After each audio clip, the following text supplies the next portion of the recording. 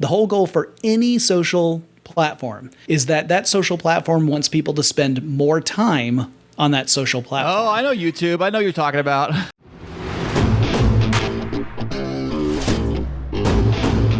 And now, coming to you from the K2 Studios in San Diego, California, it's the world-famous Kris and Kristine Show.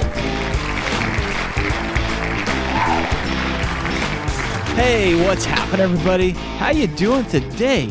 I am Kris. And I'm Kristine, and welcome to the 54th episode of the Kris and Kristine Show. Fantastic. Number 54. How you doing, Kristine? How you doing? I told you to stop asking me that today. That is not the right question to ask. Today has been a day that I do not want to repeat. And it feels yet like it's repeating over and over again. Yeah, well, we all have our ups and downs, and today happens to be a down day in the Kris and Kristine Show world. Now, Kristine, before we get into all that fun stuff, where in the world are you right now? Because right now in the studio, I don't see you in this. I do see you on the webcam right now, on the other side, like millions of miles away. So where are you right now?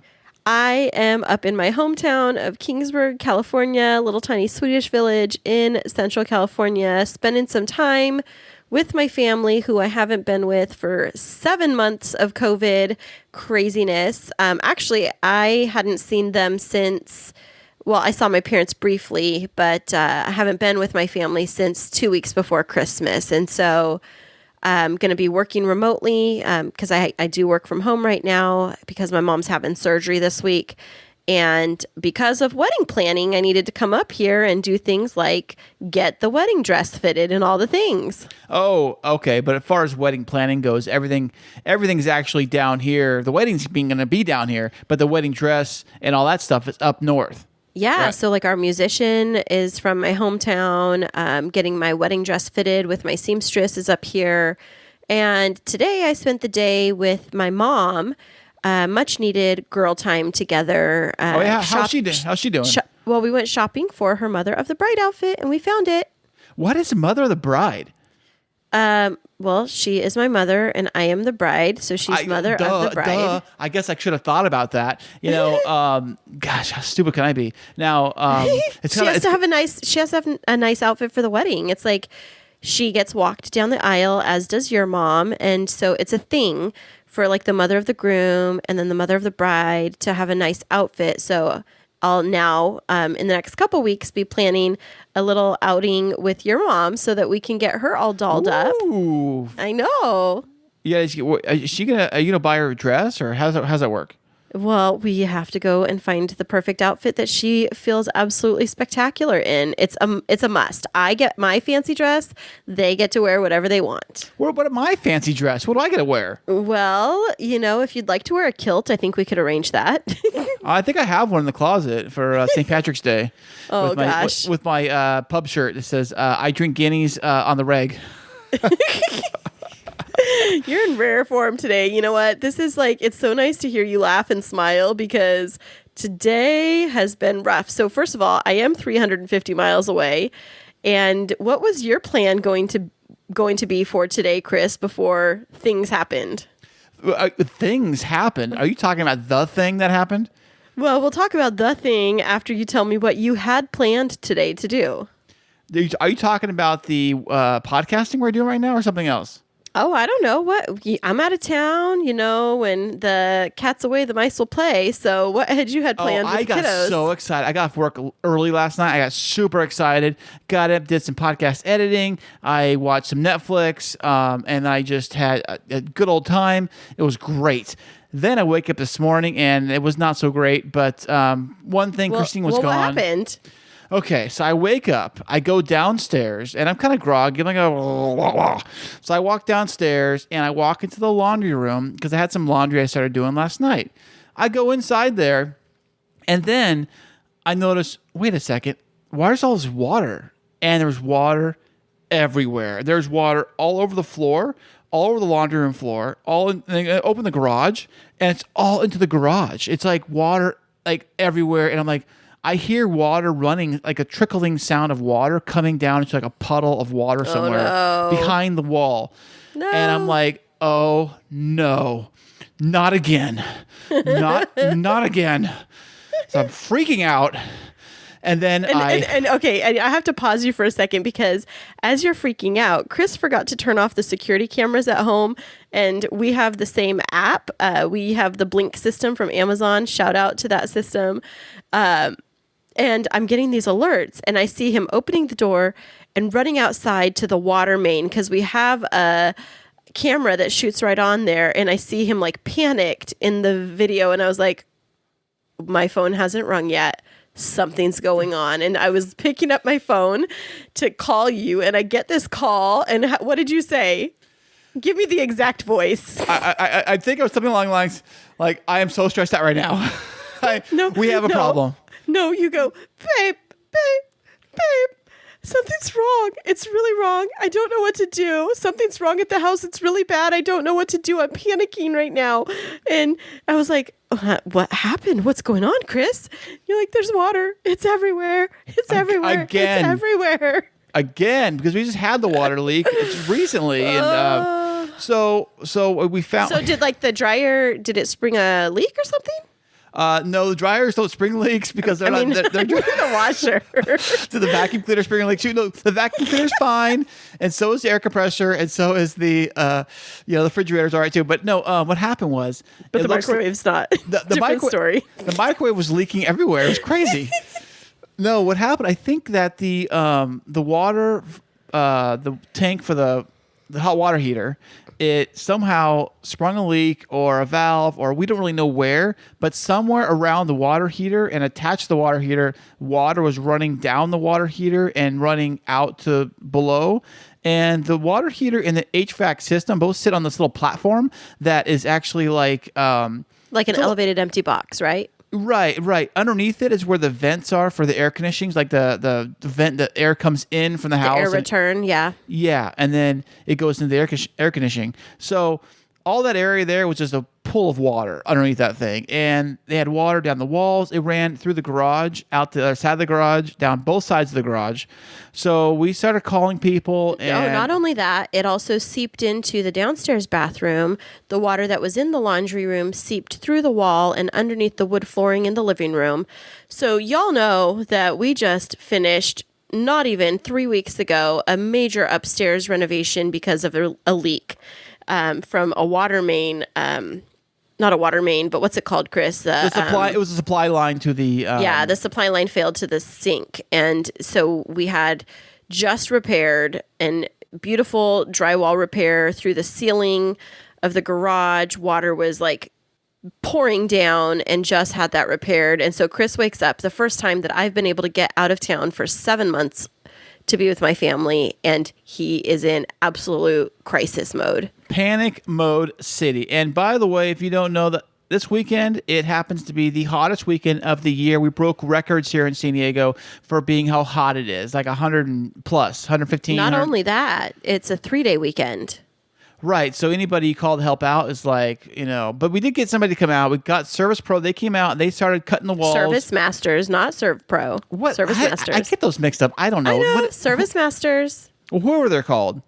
I think that's what I called the insurance company. Service Masters. Service Pro, whatever, but whoever it was.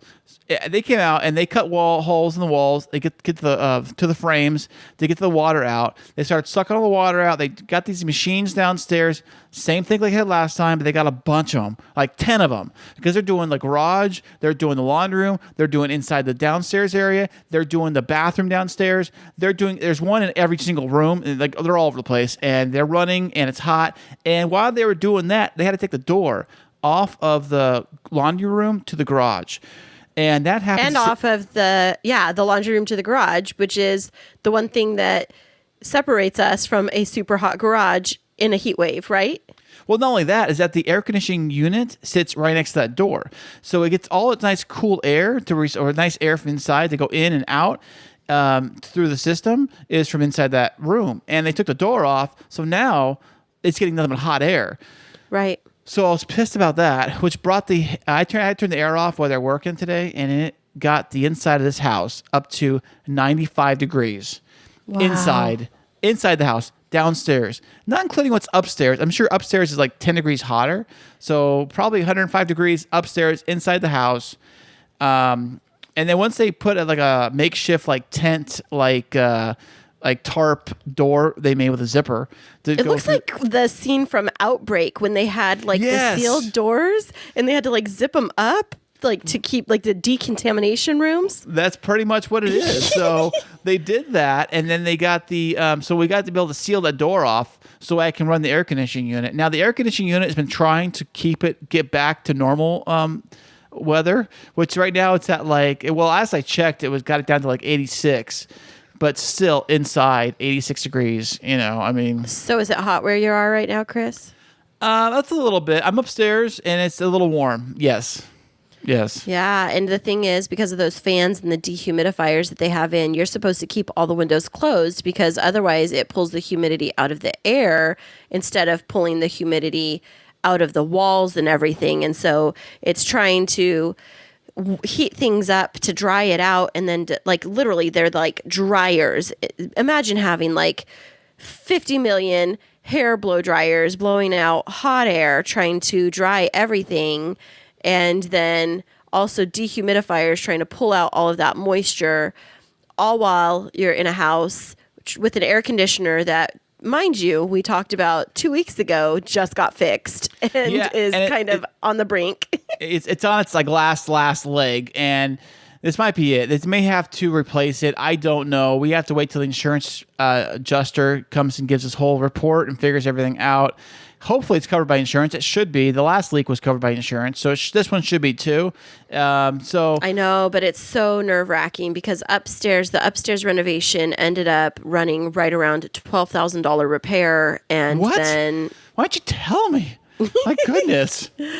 $12,000, and then this now downstairs is a nightmare, all in the midst of having to cancel our Hawaii wedding and plan a new one. And so for all of you out there in podcast land that are listening, if you are the praying kind, if you are the good vibes kind, if you are the, I don't know, do a rain dance for, positive energy kind, whatever you believe in, can you send all the positivity our way? Because as if 2020 wasn't hard enough with COVID and everything else, let's add 2 massive floods in the house and a canceled and replanned wedding on top of it.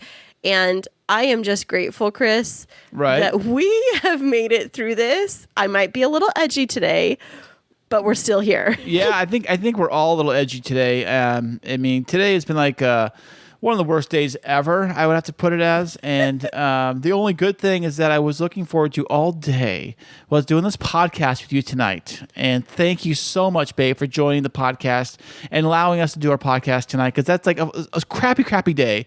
Sitting in the heat, 110-degree weather, inside, couldn't do nothing.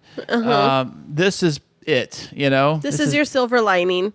It pretty much is. Speaking of that, it's... Yeah, and I was really looking forward to it, too, because this week on our episode, we have one of the first podcaster you ever listened to that is our featured guest, who is a VIP. He's an expert in the field, and he sat down with us for a really interesting interview, and I think it's just the perfect way for us to end this really challenging day. Wouldn't you say, Kris? Yes, definitely. And we will have him on the show right after this. Hey there, K2 crew. We love having you as our loyal listeners. To keep up to date with what's happening behind the scenes, check us out on social media. Yeah, you can find us on Instagram and Twitter. And don't forget to follow our Facebook page. Yeah, tag us in your favorite fun stories, and guess what? You might just end up on the show. Ooh. This is the Nostaljunk Podcast, where one person's junk is another person's childhood. I'm Matt McGraw. And I'm Kyle Smith. Join us each week as we take a deep dive into your pop culture consciousness and discuss everything from movies, TV, music, cartoons, toys, video games, and more. And we want to hear from you, so connect with us. Nostalgia means so many different things to so many different people, so share with us your favorite piece of nostalgia. You can find us on Facebook, Twitter, and Instagram at Nostaljunk Pod, and you can subscribe to us on all the major podcast platforms. Let's get this thing up to 88 miles per hour, and we'll see you next week. And welcome back, everybody. Today's VIP guest is a technology lover. He is a writer, narrator, and a podcaster. You may know him from the podcast How Stuff Works, or you may know him from his current podcast, Techstuff. We are super excited to welcome to the show, Jonathon Strickland. Thank you. Thank you. It's a pleasure to be here. Well, thanks, Jonathan. Thanks for joining us today on this lovely Saturday. Yeah, well, thank you for inviting me on. It is a thrill to do this. I heard rumor that perhaps my podcast was one that you're somewhat familiar with. Yes, as a matter of fact, I am. You know, it's funny. When I first got my very first iPhone back in the day, it was iPhone 2, which happened to be called iPhone 3G, if you remember that one. So I went from like an old Samsung, I think it was called it looked like a BlackBerry, but it wasn't. It was called Blackjack, I think it was called. So I went from that to an iPhone, plugged into the computer, pulled up this thing called iTunes, and I was like, "Ooh, what's this iTunes all about? Podcast? What's this? Oh, let's flip through here. Tech stuff. Oh, let me check this thing out." And then I played Tech Stuff, and it was the very first podcast I ever heard, and it was by you, Jonathan, so thank you. Wow, that would have been around 2008, which is around when we launched it, which meant you listened back when Kris, who was my editor at How Stuff Works, that was the company that originally launched all the stuff shows, like Stuff You Should Know, Stuff They Don't Want You to Know, Stuff Mom Never Told You. All of those shows came out of How Stuff Works. And Kris was my editor and my co-host at that time. He hasn't been on the show since 2013. Right. So it's been a while, but that's fantastic. It's cool to hear that. I mean, I was in the same place you were, in that the first podcast I listened to was from CNET. And they had a show back in the day called Buzz Out Loud, and it had Molly Wood and Tom Merritt and Jason Howell and then a few other people. And I had been listening to that for about a year and a half, and then I got the opportunity to launch Tech Stuff at How Stuff Works. And they were saying, "Hey, there's this thing called podcasting." Like, "Oh, I'm familiar." Yeah. So I jumped at that opportunity. But it's so cool to hear that people who are creating stuff got into it. You know, there was a sizable gap, but got into it after hearing something that I did. That's incredibly gratifying. Well, I will tell you, Jonathan, Kris has been so excited all week long. Well, since we reached out and he booked you for the show, because you really were his inspiration. And so he's been a little bit of fanboy mode. Oh, hey now. But it really is, thank you from the bottom of my heart for inspiring him to something that we now find so much joy in together. We appreciate that. It's honestly, that is the best stuff to hear. I got a similar experience when a listener had tagged me on Twitter, and they sent me a link to a short film they had created. They produced, they entered it into a film festival, and it was all about geocaching. And in the film, they referenced the fact that he learned about geocaching from Tech Stuff. And you guys might know what this is like. Sometimes you sit down and you talk into a microphone, and you've done all the prep work. Mm-hmm. You speak into it, you get that audio file, you clean it up, you publish it, then you get ready for the next one.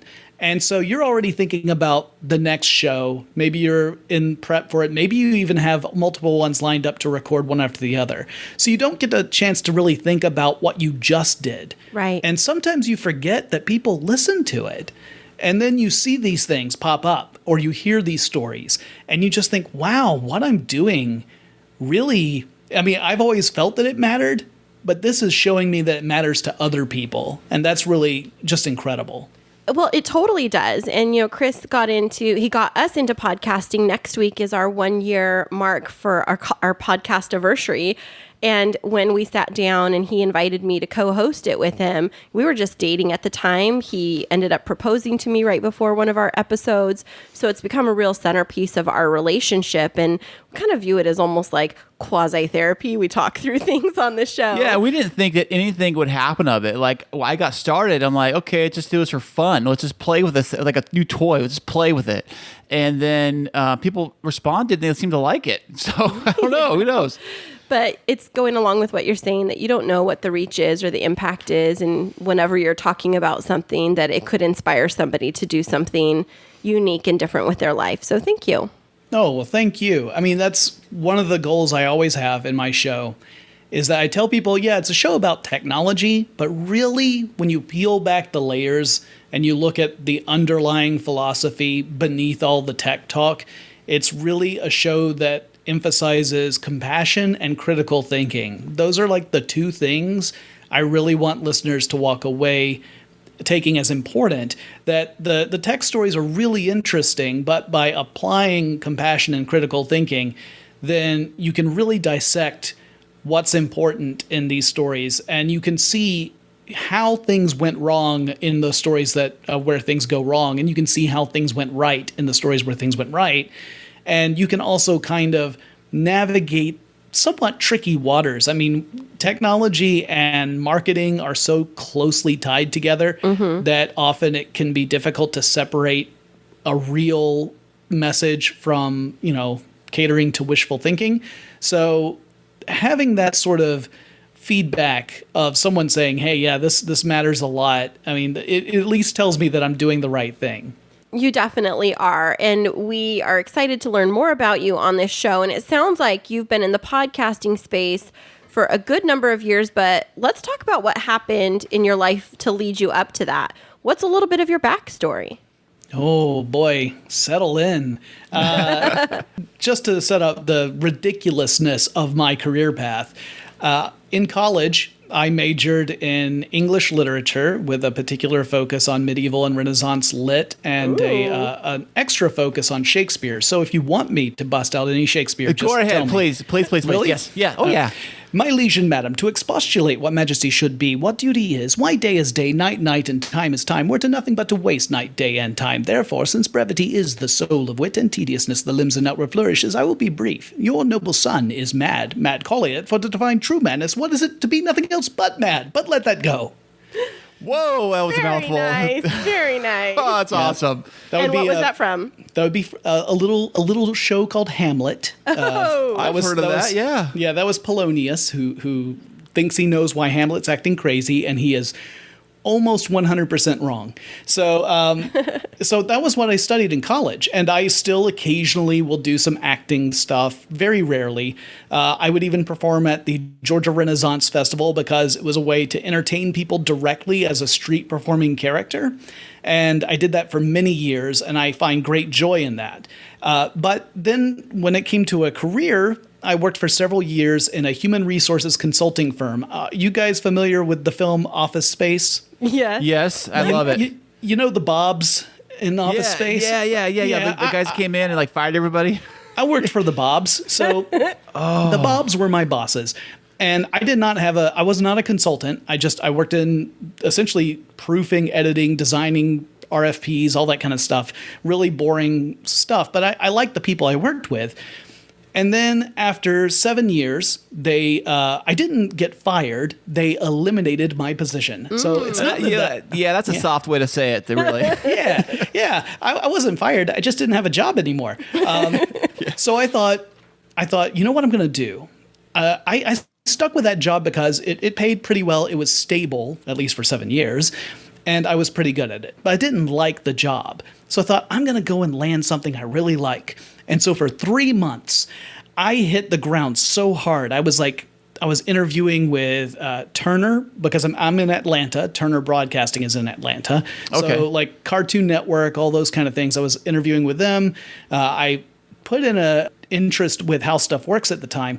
But after 3 months, nothing happened. And then after that, I said, okay, now I just need a job. It would be nice to have something that's really good. So after another 3 months, I got another gig at a different consulting firm, and my soul was crushed. Why? What happened? Well, just because I was going right back into the same sort of work that I was forced out of, but I had hoped to make a transformation in my life and to do something I wanted to do, not just something I could do. But none of the opportunities panned out for me. I mean, it was a very competitive field. There were other people who were far more qualified than I was. It's not a sob story. It's just like it just didn't work out. So I took this job at this other consulting firm. 6 months later, I get a note from How Stuff Works saying, hey, you remember when you interviewed with us half a year ago? Would you mind working with us now?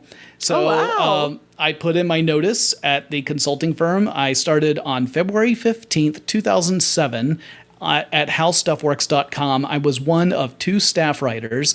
The other staff writer was Tracy Wilson, who is co-host of Stuff You Missed in History Class. Okay. And yeah, fantastic writer, editor, amazing person, amazing podcaster. And after a year or so, then we had the opportunity to launch the podcasts, which we did. Then Discovery Communications bought us. Wow. Right. I remember that. Yeah, I remember that. Yeah, things went nuts after that. So one other thing, ridiculous part of my journey, this will be super short. I have worked for the same group for 13 years essentially. Wow. But I've had 5 different bosses, 5 different corporate owners, because we went with WebEx to Discovery Communications to Blue Cora to System One to iHeartRadio. Although technically we're Stuff Media for a second too. So are you under the iHeartRadio umbrella then? iHeartMedia, it is? Mm-hmm. Okay. Oh, yeah. Awesome. Yeah, we went to the big iHeartRadio festival last year in Las Vegas. The music festival. Yeah. We were there for that. My boss was there. I didn't get to go. Well, I mean, what are you going to do? We were in the nosebleed seats, but we were they were like literally reach your arm behind you, hit the wall. Right, but we acted like we were a big deal, because we're at the iHeartRadio festival. And tickets were not cheap, by the way. I know that. No, they weren't. So to peel back the curtain a little bit, they're not cheap for iHeartRadio employees either. What? I thought you guys got front row. No, I mean, like if you're doing something at the festival, then sure. But if you are going to attend as a music attendee, then we get a little bit of a discount. But it is still a significant indulgence, let's say. Yeah. Oh, I know. When I bought tickets, I was hoping to go this year to for this year's, COVID, not so much. Mm-hmm. But that was our plan to come again, but what are you going to do? Yeah. No, this has really been a transformational era for everybody, obviously. It's been really interesting to see that, like, I was wondering how it was going to affect the podcasting space, since we know that a lot of people like to listen to podcasts when they're commuting. Right. Right. But people just don't commute now because most of us are stuck at home. But the interesting thing is that, like, the numbers are going great. Like I still have tons of listeners, and a lot of shows are doing really well, and so we're really pleased with that. I don't know how people are listening now. I mean, maybe they're doing the same thing I'm doing, which is I have podcasts going on whenever I'm walking the dog or doing anything outside. So yeah, it's perhaps. I mean, I work and I drive for work, so that's kind of what I do. So I'm a truck driver. I drive local gasoline to local gas stations. And so that's why I started doing podcasting, because I've always been in the driving. It's always been like my career has been like driving stuff. So I've always had like podcasts. It's always been with me. But that's just my job though. So I have the opportunity to listen to it all the time. Yeah, some of our most dedicated early fans were truck drivers who they were the ones who were writing into us, and it was great because that was one of those first indications, like, oh wow, people are actually listening to this thing that we're doing. Because in the early days, we had no way of knowing. I mean, there was no tracking information about downloads or anything. Everything was through iTunes. I mean, Apple was the one and only stopping point for podcasts. Right. So it's a very different world now. Yeah, speaking of that being a very different world now, so you talked to us a bit about your journey and what led you into podcasting, but what is life like now for Jonathon Strickland with iHeartMedia? Well, there's a lot less walking. So my office is 3 miles away from my home, and I would walk to work. So it's an hour each way. It's actually how I listen to most podcasts. Is that Wow, there you go. Yeah. Yeah. But it was a way for me to, exercise, also to kind of clear my mind, to prepare myself, and also clear my mind at the end of the day. The stuff we do, it tends to be a lot of information overload, and that can be just as exhausting as physical labor can be. And so, it's nice to have that hour-long walk back. It sounds like it's a lot, but it was actually really kind of centering and calming for me. Well, that's all gone now. Now I come downstairs and I work out of my home office instead of in my fancy schmancy studio over at Pont City Market, which is just an hour away, but I can't, go there. So now I come down and I record in my office, the office that I'm sitting in right now. The nice thing is that Techstuff is a solo show, so I can literally just turn on Audacity is what I use. I just record right into Audacity. There you go. We do too. Because it was free. The price was right. It was free, and it does everything you need it to do. It's a little bit of a learning curve just because of all the different options, but it does everything you need to do. Now, that's not what we use in the studio. We use Audition there, but for the purposes of what I do, I just need to do a first pass before I send it over to anyone who's listened to Tech Stuff knows I have a super producer named Tari, and I send this over to Tari as soon as I'm done, and then she does all the rest of the magic to it. So she gets the WAV file and does all the rest. So all of my research, all of my recording is done out of here. Occasionally, I will do an interview, and that's a little different. But other than that, I mean, it's a lot of staying in the same space, trying to pick up new hobbies so that I don't get too in my own head with routine. Yeah, how's the guitar coming along, buddy? You know what? It's funny you should ask. I have finally learned how to play a C chord. Really? So, yeah, I just started playing. I'm a left-hander, so I've always kind of shied away from a lot of musical instruments just because it can be tricky for left-handers to learn. We have fewer options. It's just another challenge. It's not like it's insurmountable. There are numerous amazing left-handed players out there, some of who play right-handed. That's just not for me. I don't have that dexterity, oddly enough, despite the fact that that's where that word right comes from. Anyway, I'm a more sinister type. That's another old French joke. So, the Stratocaster was the one that I was really drawn to because I love all sorts of music. I have a deep love of music, but I really love the old surf rock stuff. Oh, Beach Boys type stuff? Beach Boys, Dick Dale, like the Ventures, like all these kind of that really twangy sound. And if I wanted that, then it meant that I was either going to get a Jazzmaster, which is a pretty particular guitar, a Stratocaster, which is what Dick Dale played, or a maybe a Jaguar, which was used in a lot of... No, it's Fender made a guitar. Kurt Cobain played one. Fender made a guitar called, although not Kurt Cobain wasn't really known for surf guitar, but Fender made a guitar called the Jaguar. It's just not as famous as the Telecaster or the Stratocaster. But yeah, I love practicing it. Well, that's good. You got time. So you're at home and you're under quarantine. So you're obviously not working in the office. You're working at home now. So has that really affected you? Do you find yourself? I mean, how has it affected you? Like for being at home, I guess. Yeah. No, I mean that's a great question. So I consider myself an extrovert more than an introvert, and at work this would manifest in a way that was. It was very helpful for me. It's probably the most distracting thing in the world for my coworkers because if I found myself getting to a point where I was stuck, all I needed to do was get up and have a conversation with someone. And then I would be able to get back on track, refocus, take things from a new perspective, and get the ball rolling again. The problem is that most of my coworkers are introverts, so they find the discussion like the exact opposite. Go away from me. Leave me alone. Yeah. I'd be like, well, if Josh were here, I could talk with him. He's another extrovert, but I mean, he's not here very often. So yeah, so it got really tough. But it's way harder here, right? Because the only person who's here is my wife. And I love having conversations with her. We have great conversations, but she's also working. So, and she does a lot of QA work for a major airline and is often on very long calls, so I can't really go and talk with her. Tybalt, my dog, terrible conversationalist. So Well, he always listens. Don't worry. Yeah. he does talk back a lot. He has this little yodel he'll do.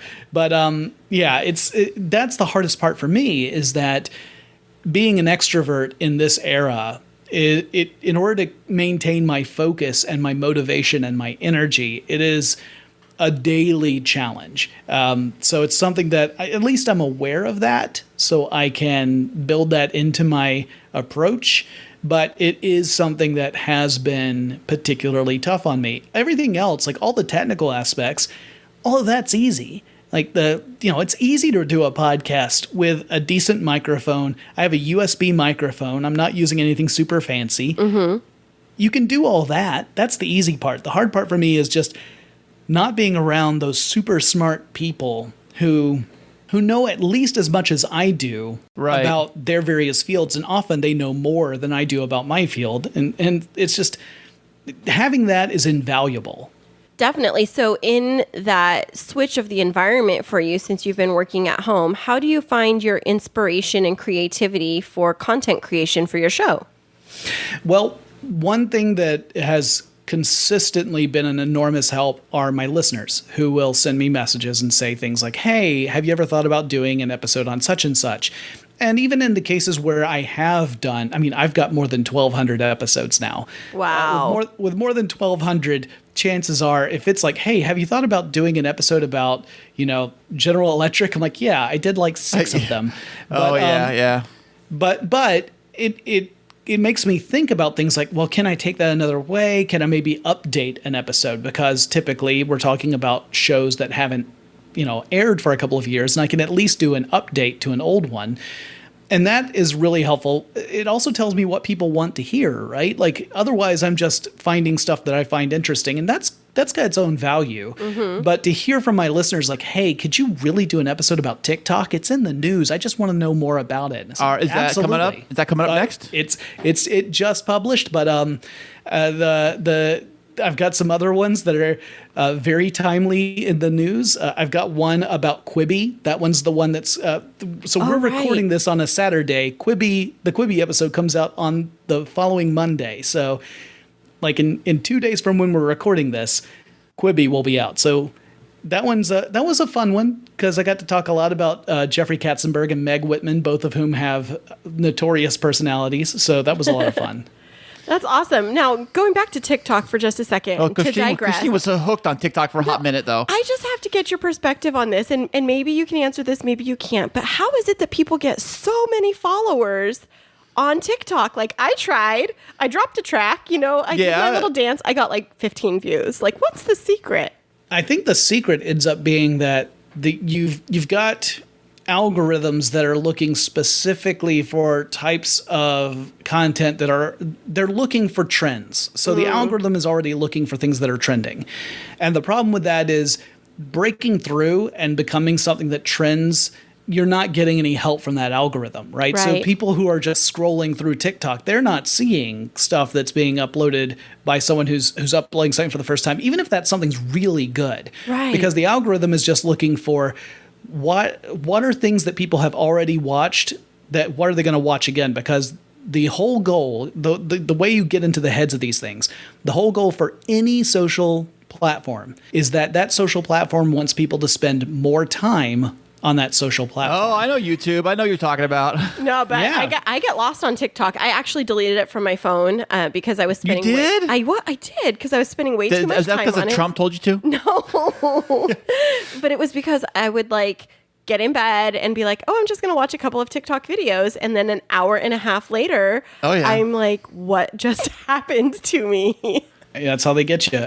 But that's the whole goal of these different social media platforms, is that they have to find a way that's sticky, that keeps you on that platform. Because we have to remember, this is not meant to be a judgment, because I use a lot of social media, but we have to remember, we are the products. We're the things being bought and sold on social media because they're making money through selling us to advertisers. So the only way that the social media platform has value is if it keeps people engaged in the social media platform. So the stickier something is, the more valuable it appears to advertisers, and then they can make more money. So once you start thinking in terms like that, then you have to start thinking, well, how can I create something that has a benefit to me, knowing that this is how the social media platform works? And the people who are really good at that can make an incredible living doing that.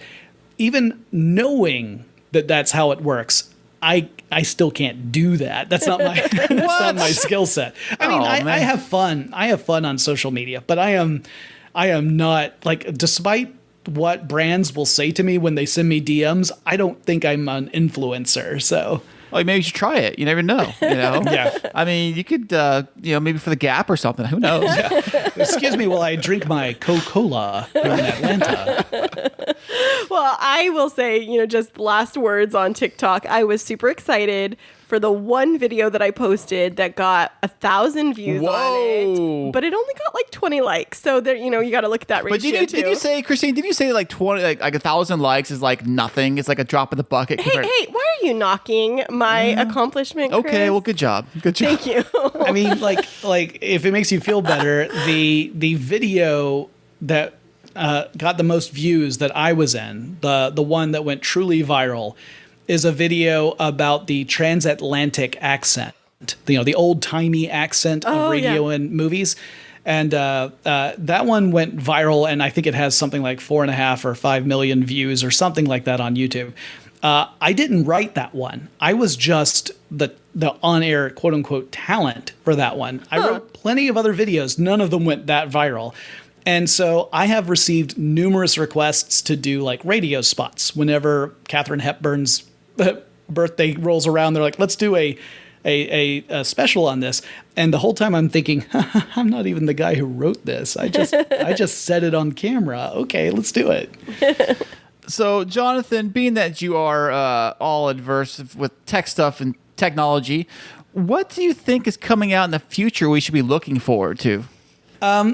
I want to say augmented or mixed reality. I want to say that because I've seen the potential for that to do truly amazing things. It's been around for a while, though. It's been around, right? Yeah, it's been augmented reality has been around for a while, but the fact that when you compare that with things like miniaturization and battery optimization, all the things that are necessary for you to have a practical working augmented reality like headset, something beyond just having your phone, I think it needs to be a very lightweight headset, and 5G connectivity would be another big part of this. All of these different elements together would make it possible, and the potential for that, for everything from entertainment to practical use, people like doing construction work, being able to see things like where the wires are going to go before you've even started to build a building, like that's incredible stuff. And the problem is multiple levels. It's still very expensive. Very few people are actually really developing for it. And we don't have like 5G full rollout to be able to really lean on that. So everything right now has to really be tethered in order to be responsive. But that's the thing that I personally look forward to, because even if it never becomes a consumer product, something that you and I would use at home, the potential for it to make enormous impact in fields like medicine, that would be world-changing. Yeah, it totally would. And it makes me think of, because my full-time job is in education. I've been seeing more and more educators talking about the potential of integrating like VR headsets into like the distance learning setting, since kids aren't in class. But then there's this other conversation of it would just be so nice if there could be this almost virtual learning environment that wasn't Zoom, where we all could feel like we were in a classroom and engaging together. And I just thought, man, that's like mind-blowing technology ideas there. I wonder if somebody's working on it. So it sounds like that's what you're saying to look out for on the horizon. That's what I'm looking out for. I mean, in my dreams, I think of, because of my background in Shakespeare, I think of a future English class where you put on these augmented reality glasses and you can see overlaid in front of you what the Globe stage theater, would have looked like. Yeah, you could be in a theater, but then see the overlay of how the Globe looks compared to a modern theater and get an appreciation for what that environment was like and how the factors they were dealing with being in an outdoor theater as opposed to an indoor one, and all of those elements, and how that shaped the writing of Shakespeare. Like, these are things that when you experience it, you start to have a deeper appreciation and understanding of the subject at hand. And I think those are the things that stick with you more. Like, when you understand why something is the way it is, that really hits you, as opposed to just, memorizing dates and stuff. Right. Totally. Now, controversial question for you. Yeah. There's a lot of conversations about how the advancements in technology are leading people to become more disconnected. What's your take on that? I think it's a double-edged sword. On the one hand, I have relied very heavily on technology to keep me in contact with people because my schedule is such that I don't have the chance to hang out in person as much. And without the tech, I would really be feeling isolated. Right now, I would feel totally lost. But at the same time, I do get that too, right? Like, there's something to be said about the distance you feel when you're communicating with someone through a screen. It's almost like the entity on the other end isn't really a person. Mm-hmm. And we've seen so many, I think a lot of the really bad behavior we see online ultimately comes down to when you're interacting with a machine, you're not interacting with a person, and therefore you're not extending the considerations you would to another human being to the communication conveyance you're using. So I don't think that's the end all be all of bad behavior on the internet. I think it's a contributing factor. I mean, anonymity can be a big part of it too. Echo chambers can be a big part of it too. So I think, like everything, it is complicated. Hamlet would say there's nothing either good nor evil, but thinking makes it so. Oh, I like that quote. Well, get out there, people, and go for a walk. You know what I'm saying? Yeah. Well, we do have one final question for you, and that is, since you've been in this space with podcasting longer, what advice would you give to Kris and I as we look at launching into year 2 of our show? I think as long as what you are doing is fulfilling to you, that's the most important part. Things like building audience, building a community where people can congregate, and that community can exist even when neither of the two of you are active on it. That's a really important thing too. I think that's one of those wonderful things that I've seen other shows do. Ridiculous History has a wonderful Facebook community, and the hosts of Ridiculous History, they'll pop in there occasionally, but that community is active all the time. Like, oh, wow. They're all just chatting with each other because they have this shared interest, and it's a place for them to have those conversations. I think creating spaces like that becomes extremely valuable. It can be tough early on simply because you are still building an audience, and there may just not be enough of a number out there to fill a space on a frequent basis. But that's really what I would recommend, because I find that when you give that space to people and you show that you value what they say and that their input is important and that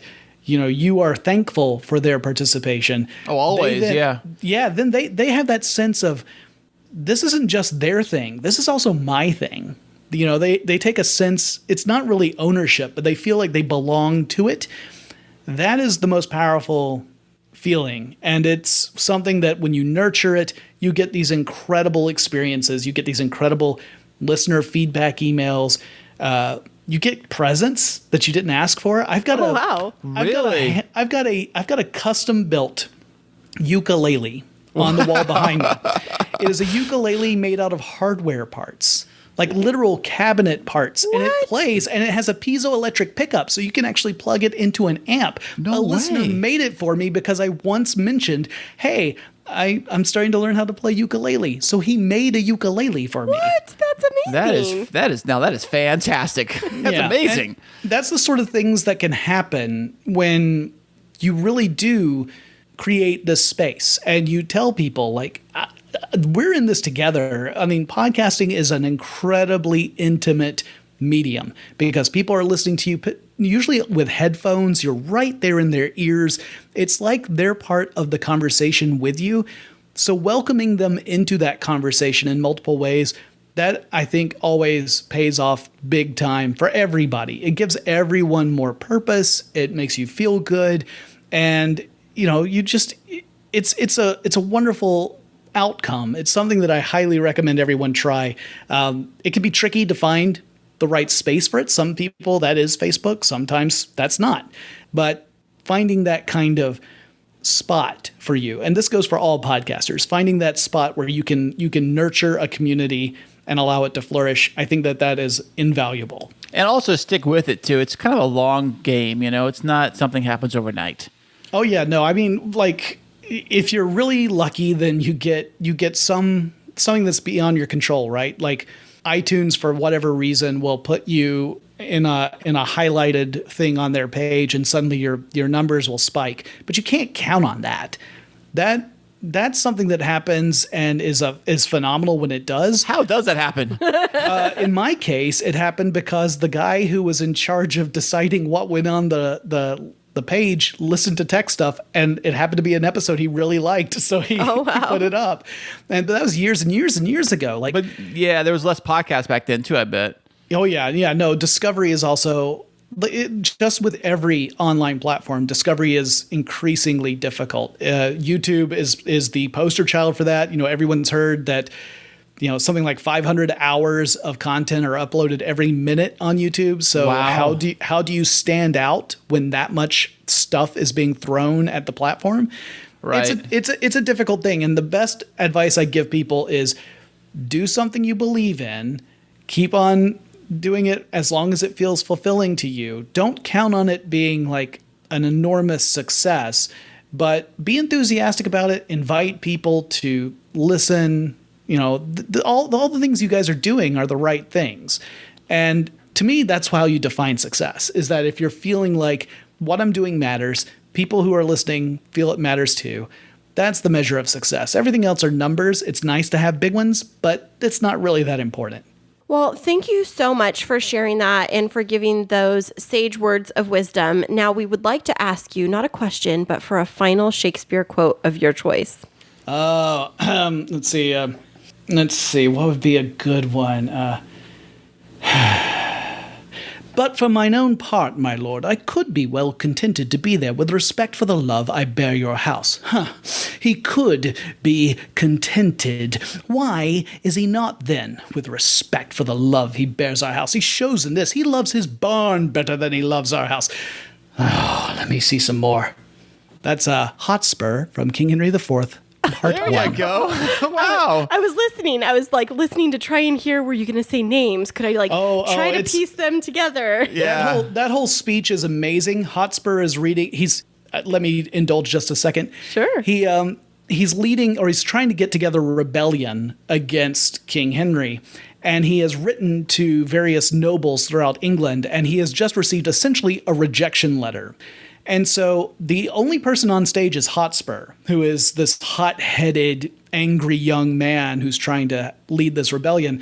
And he gets into an argument with a piece of paper because it's just a letter. He doesn't have the person in front of him. So he's reading the letter and he's getting so mad that it gets to a point where he's not even able, he says, "And you lie." Like he can't even get words out anymore. And he's so, and it's one of the funniest scenes in Shakespeare. Well, we've all done that. We get a text from somebody, we do the same thing. We start yelling, exactly, and then we write them back. Yep. You get that moment where you have the meltdown. Maybe you even write a terrible email, then you delete it, and then you're like, "Oh okay, yeah, all right." Okay. Calm down first. Calm down. Take a deep breath. That's like what Kris says to me every day. I'm like, I'm going to write them back. And he's like, just take a breath. Don't do it yet. Well, yeah, don't be Hotspur. Right. Well, Jonathan, where can our listeners find your podcast and find you on social media?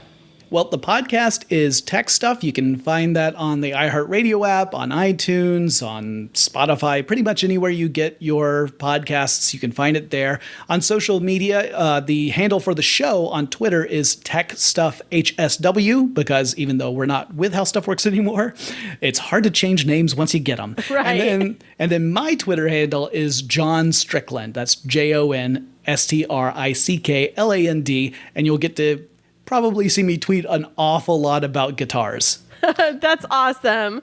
That's fantastic, as Kris would say. Hey, that's my line. That's fantastic. But we appreciate you so much for being on the show and taking time out of your very busy schedule to be here with our little podcast. And just thank you for taking the time to invest in us today. Absolutely. This was a true joy, and I do apologize for my loquaciousness. I love that word. It's all good. Thanks, John. Thanks, guys. With so many podcasts out in the world, you have a plethora of options. Take a chance with Too Many Captains, a movie podcast. Mixing comedy with an academic look at film and Hollywood culture, this podcast is perfect for those looking for a fresh perspective.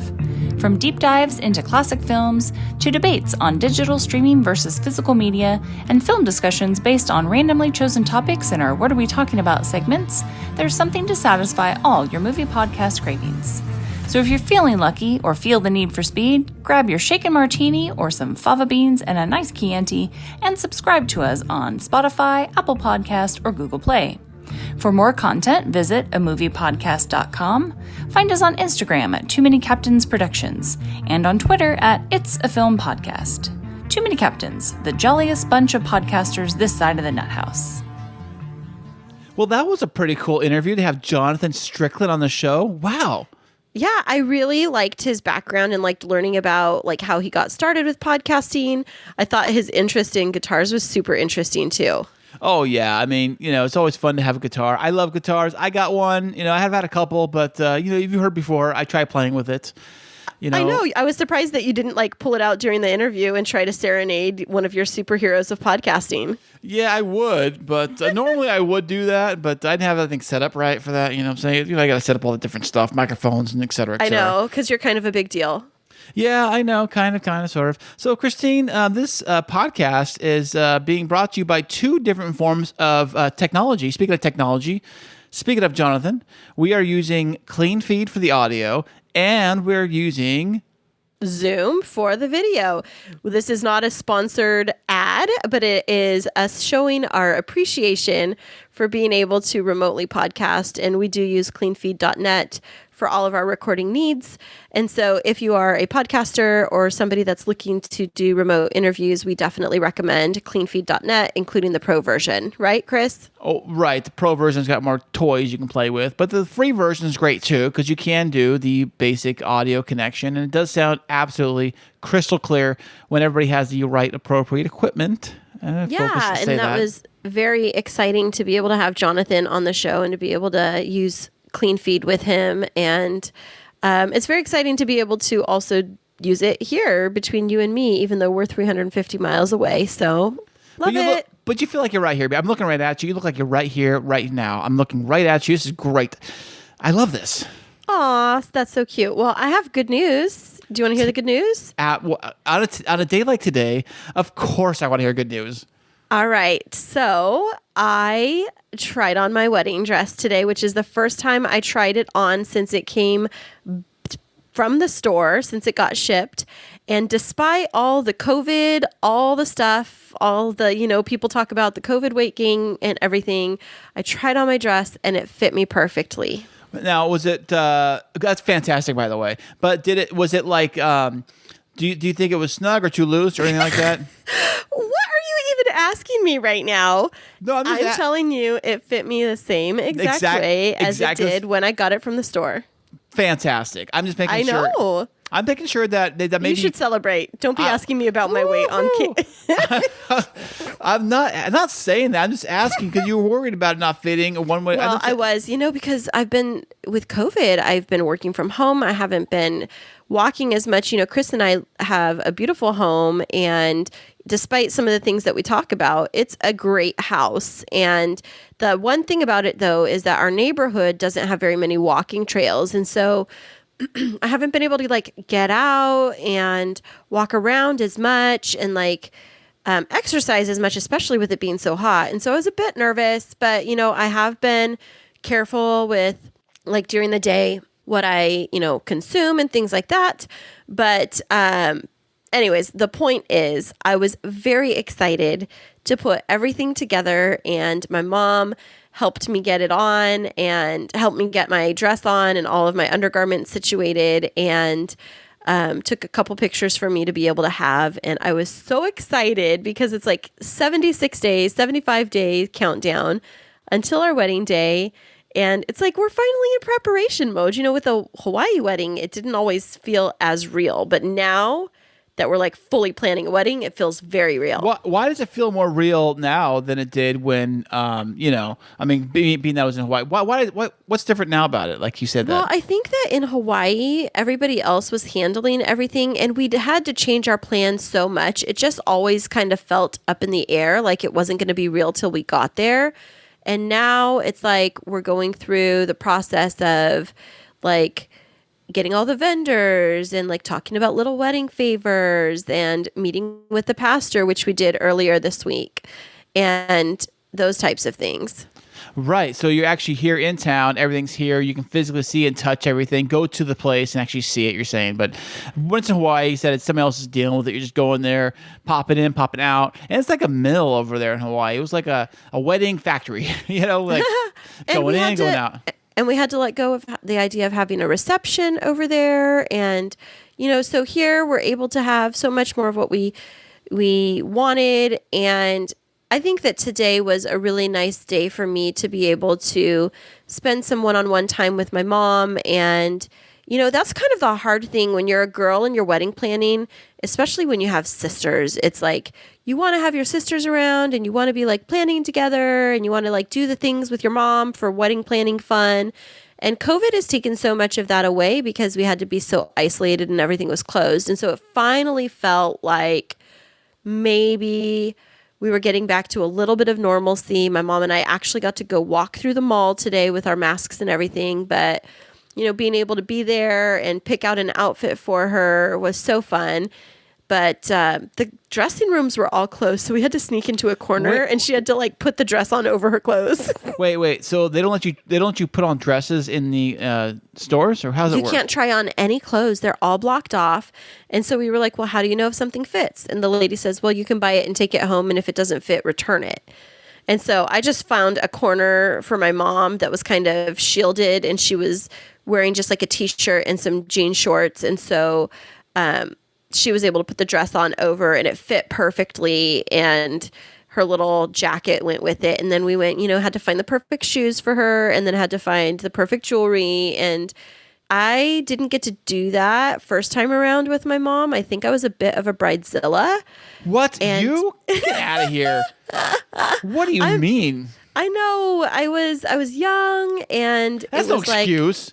I was young, and it was like I just wanted it to be perfect, and it was about me. And I have such a different perspective where it's about like our family and coming together and just making a beautiful day of joining our families. My perspective is different. So it was so lovely to just have that time with my mom today. Oh, that is I would call that very much fantastic.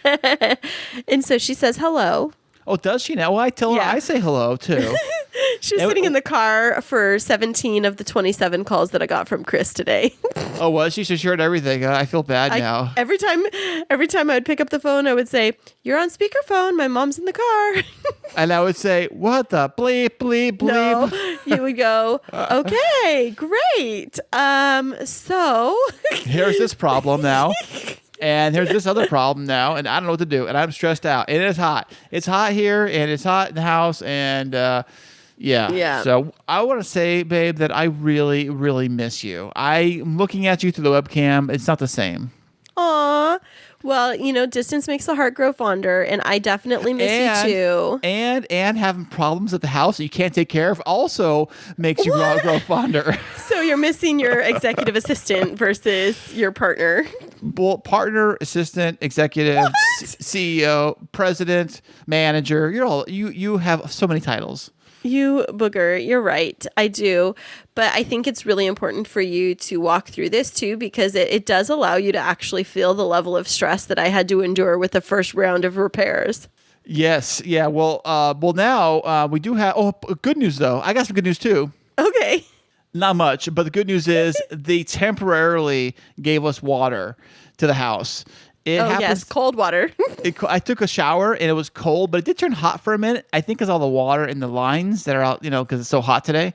So it did a little bit of warm shower going, but mostly cold. Which when it's 120 degrees, it may actually feel pretty good when it's cold. So did you go check downstairs afterwards to make sure there was no more flooding? I have not done that yet. Should I go look? Kris! Oh my gosh! Okay. Send us good vibes, everybody, because I just have this nightmare that Kris is going to go downstairs and see 17 inches of water now. Another flood. Like Noah's Ark. Yeah. Oh gosh. Okay. Now you got me all worried about that now. If you're going to check if you got flooding or not. No. You know what? We are going to make it through this. And I think that this is a message for everybody that's going through hard stuff in 2020. It feels heavier when hard stuff happens right now because we're already going through COVID and there's so much else happening. But if we are a testimony to anything, it's that we can do hard things and we can come out in a better place on the other side. And I still feel like 2020 is going to redeem itself, and it just might happen to be on 11/20/2020. Yeah. Okay. Yeah. It sounds great. I love that. Kristine's That's our wedding speech. day. I know. That's Kristine's speech of the day, plugging our wedding day in the same process. I love it. That's great. No, it's me saying I need to stay positive before I go crazy. That's what it is. Yeah, we all do.